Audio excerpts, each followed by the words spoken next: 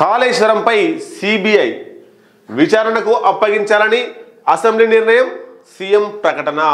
Yes, మనం ఊహించిందే, expect చేసిందే.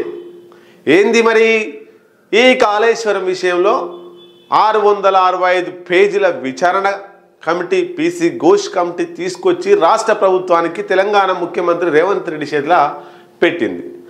పెట్టిన తర్వాత రేవంత్ రెడ్డి డైరెక్ట్ కేసీఆర్ను అరెస్ట్ చేస్తే ఇక కేసీఆర్కు సానుభూతి వస్తుంది, తద్వారా బీఆర్ఎస్ పార్టీ బలపడుతుంది, తద్వారా ఎక్కువ స్థానిక సంస్థల్లో సీట్లు గెలుస్తుంది అని భావించినటువంటి రేవంత్ రెడ్డి డైరెక్టు అరెస్టు చేయకుండా ఒక కుక్కను చంపాలంటే, మంచి కుక్కను చంపాలంటే అది పిచ్చి కుక్కగా క్రియేట్ చేయాల్సిన అవసరం ఉంటుంది. ఇగో ఇక్కడ రేవంత్ రెడ్డి కూడా ఫాలో అయింది 100% అదే. కేసీఆర్కు ఉన్నటువంటి మంచి పేరును పోగొట్టిన తర్వాతనే ఆయన మీద చర్యలు తీసుకోవాలనే ఆలోచనతో రేవంత్ రెడ్డి ఉన్నాడు. కాళేశ్వరం విషయంలో 100% కమిషన్లు వచ్చినాయి, చాలామంది బాగుపడ్డరు, చాలామంది దొరికిర్రు, విచారణ కమిటీ ముందుకు వచ్చిర్రు, కేసీఆర్ పేరు చెప్పిర్రు, హరీష్ రావు పేరు చెప్పిర్రు.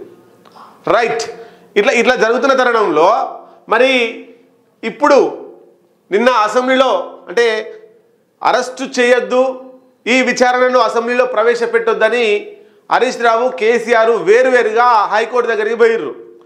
హైకోర్టు సోమవారానికి అనగా ఈ రోజుకు వాయిదా వేసింది. ఈ రోజుకు వాయిదా వేస్తే కోర్టు ముందుకు రాకముందే నిన్న ఆదివారం రోజే అసెంబ్లీలో ప్రవేశపెట్టిండు. దీనికి సంబంధించినటువంటి 665 పేజీలను మన అసెంబ్లీలో చదివి వినిపించారు, అసెంబ్లీ ముందుకు తీసుకొచ్చారు. దీని ద్వారా లైవ్ చూస్తున్నటువంటి రాష్ట్ర ప్రజలందరికీ కూడా కేసీఆర్ గురించి మనకు కొంత అవగాహన వచ్చింది. ఇప్పుడు ఉన్న పేరును పోగొట్టే ప్రయత్నం జరిగింది. తర్వాత ఇప్పుడు సిబిఐకి అప్పచెప్పిండు. అసెంబ్లీ నిర్ణయం చేసింది సిబిఐకి. 1,00,000 కోట్లు దోచుకున్న దోపిడీ దొంగ కేసీఆర్. ప్రజాస్వామ్యం కాబట్టి నడి బజార్లో ఉరిదీయలేదు. ఇది భారతదేశం ప్రజాస్వామ్యం కాబట్టి, అదే మన అరబ్ కంట్రీస్ ఉంటాయి కదా, అవన్నీ కూడా ఉరిదీస్తారు, బహిరంగంగా ఉరిదీస్తారు. అది ఇక్కడ ప్రజాస్వామ్యంగా ఉంది కాబట్టి బజార్లో ఉరిదీయలేదు, లేకపోతే ఉరిదీష్టలు అని చెప్పి కేంద్ర సంస్థలు అంతర్రాష్ట్ర అంశాలు ఇమిడి ఉన్నందున సిబిఐకి అప్పగించడమే మంచిదని నిర్ణయించాం సీఎం రేవంత్. అయితే ఇక్కడ రేవంత్ రెడ్డి చేతిలో ఉన్నంత సేపే ఏమనేది చేయగలుగుతాడు. రేవంత్ రెడ్డి చేయి దాటి సిబిఐకి పోయిందంటే కేంద్రం చేతిలోకి పోతుంది. కేంద్రం ఏం చేస్తుంది? కేసీఆర్ను వాడుకోవాలి, కేసీఆర్ను అరెస్ట్ చేయకుండా కేసీఆర్ పార్టీని మెల్లమెల్లగా నిర్వీర్యం చేసి ఆ పార్టీలో నేతల్ని భయపెట్టి నయానో భయానో చెడో మంచో వేసి బీజేపీలోకి రప్పించుకుంటుంది. అంటే ఇక్కడ కేసీఆర్ను సిబిఐ చేత బీజేపీ పార్టీ బీభత్సంగా వాడుకుంటుంది.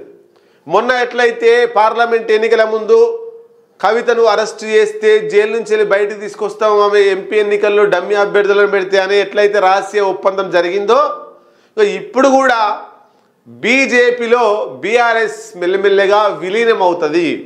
లేకపోతే సిబిఐ దాడులు జరుగుతాయి, కేసీఆర్ జైలుకు పోతాడు, కవిత ఇంకొక పారి జైలుకు పోతుంది. ఇక తెలంగాణ రాష్ట్రంలో ఉన్నటువంటి కేసులన్నీ కూడా సిబిఐ హ్యాండ్ ఓవర్ చేసుకుంటుంది. ఈ కార్ రేస్ కావచ్చు, కాళేశ్వరం ఆల్రెడీ అప్పచెప్తురు కదా, అట్లాగే గొర్రెల స్కీమ్ కావచ్చు, లేకపోతే ఫోన్ ట్యాపింగ్ కావచ్చు, ఇవన్నీ అప్పచెప్పడం వల్ల బీఆర్ఎస్ వాళ్ళు మెల్లమెల్లగా జైలుకు పోతారు. కేటీఆర్, కేసీఆర్, హరీష్ రావు జైలుకు పోతే ఇక బీఆర్ఎస్ పార్టీని కాపాడేటోడు లేడు, బీఆర్ఎస్ పార్టీ ఇబ్బందులలో పడుతుంది. కాబట్టి వీళ్ళను అరెస్ట్ చేయకుండా ఉండాలంటే నరేంద్ర మోడీ, అమిత్ షా దగ్గరికి పోయి కేటీఆర్, కేసీఆర్ కాళ్ళ మీద పడాల్సిందే. మీరు చెప్పినట్టే వింటాం, మీకు లోపల మీకు సపోర్ట్ చేస్తాం, మమ్మల్ని అరెస్ట్ చేయకండి sir, Amit Shah sir, Narendra Modi sir అని ప్రాధేయపడతారు. కాబట్టి ఈ సిబిఐని అడ్డం పెట్టుకొని అరెస్టు చేయరు కేంద్ర ప్రభుత్వం. ఇక బీజేపీని నిర్వీర్యం చేసి బీఆర్ఎస్ పార్టీని, బీజేపీని కాదు బీఆర్ఎస్ పార్టీని మెల్లమెల్లగా నిర్వీర్యం చేసి బలహీనంగా తయారు చేస్తారు. భారతదేశంలో తెలుగుదేశం పార్టీ ఒక ఊపింది, ప్రాంతీయ పార్టీ అయినప్పటికీ ఎన్టీఆర్ పీరియడ్లో, అట్లాగే చంద్రబాబు నాయుడు పీరియడ్లో, ఉమ్మడి రాష్ట్రంలో, ప్రస్తుతానికి ఆంధ్రప్రదేశ్లో ఉంది. తెలంగాణ రాష్ట్రంలో టీడీపీ ఎట్లా కనుమరుగైందో బీఆర్ఎస్ పార్టీ రాబోయే కాలంలో అట్లా కనుమరుగవుతుంది బీజేపీ తోటి పోతే. బీజేపీకి లొంగకపోతే, బీజేపీకి లొంగిపోయిందంటే టీడీపీ కంటే అద్మానంగా తయారయ్యేటువంటి అవకాశం 100% ఉన్నది. రైట్. జస్టిస్ పీస్ ఘోష్ పైన వ్యక్తిగత విమర్శలు చేస్తున్నారు. కేంద్రం అనుమతించిన తుమ్మిడిహెట్టి వద్ద ఎందుకు కట్టలే, నీటి లభ్యత ఉందన్న పునర్పరిశీలించాలని ఎందుకు అడిగారు. శాసనసభలో ముఖ్యమంత్రి రేవంత్ రెడ్డి ధ్వజం. జస్టిస్ పీసీ ఘోష్ కమిషన్ నివేదికపై వాడివేడి చర్చ.